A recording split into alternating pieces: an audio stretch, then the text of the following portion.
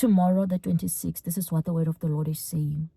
You feel like no matter what you do, it's never enough. You work hard, you try again, you put in the effort. But every time you dig a well, something happens. People fight you, opportunities dry up, friends turn into enemies. You finally think this is my breakthrough, only to see it slip through your fingers. Some of you are here right now, drained, tired, wondering if God ever sees your struggle. But I came to tell you this: your season of quarreling and striving is coming to an end. This 26th, God is about to give you your Rehoboth, your wide open space to flourish. Hallelujah. 1.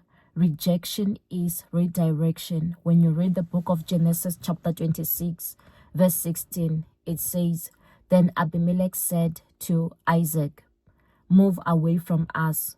You have become too powerful for us. So Isaac moved away. Isaac didn't leave because he failed. He left because his success was intimidating. Hallelujah.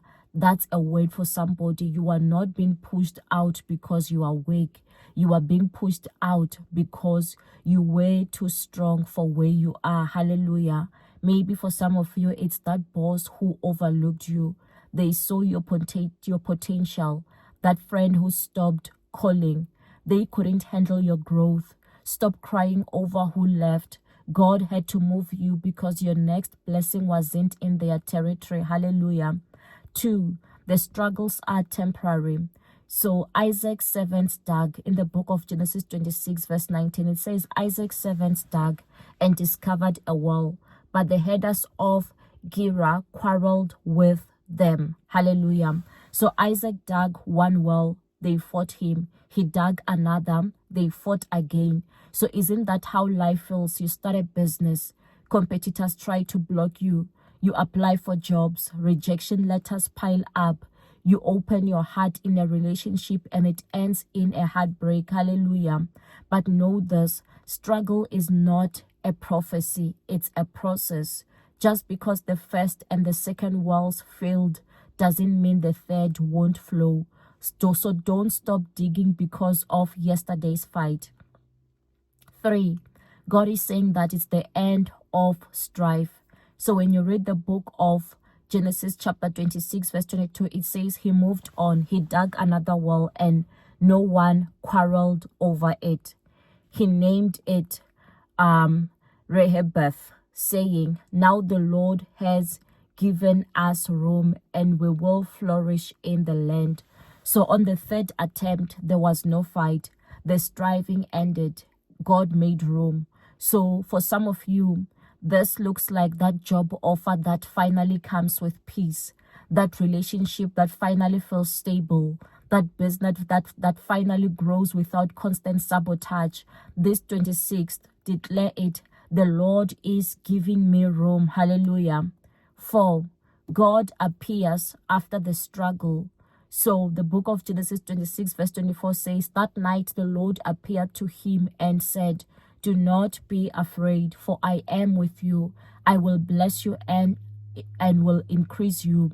So God didn't appear while Isaac was fighting. He appeared after the breakthrough.